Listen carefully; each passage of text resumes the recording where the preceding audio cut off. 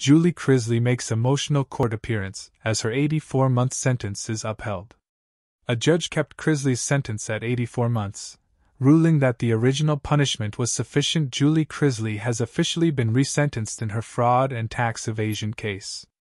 On Wednesday, September 25, the Chrisley Knows best alum appeared before a judge at the United States District Court for the Northern District of Georgia in downtown Atlanta.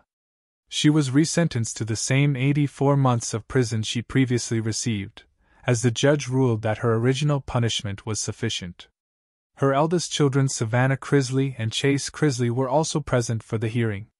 Before receiving her ruling, Julie, who appeared unrecognizable as she donned brown hair, addressed the court through tears.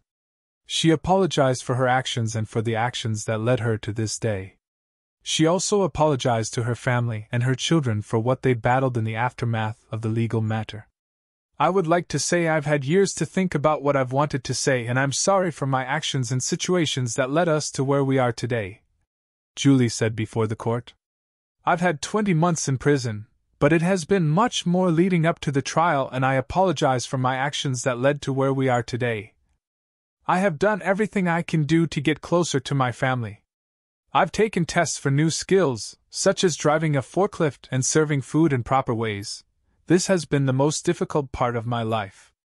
I can't ever repay my children for what they've had to go through, and for that, I am so sorry," she added. People has reached out to the Chrisley family's representative and attorney for comment. Julie, 51, was previously sentenced in November 2022 to 7 years, while her 55-year-old husband, Todd Chrisley, received a 12-year sentence for fraud and tax evasion. Despite beginning the process of appealing their case that December, they reported to their respective prisons in January 2023. Following their April 2024 appeal hearing, a judge granted Julie's appeal and vacated her 7-year sentence in June due to insufficient evidence. However, Todd's sentence was upheld. "We're pleased that the court agreed that Julie's sentence was improper, but we're obviously disappointed that it rejected Todd's appeal," the Chrisley's attorney Alex Little told People in a statement.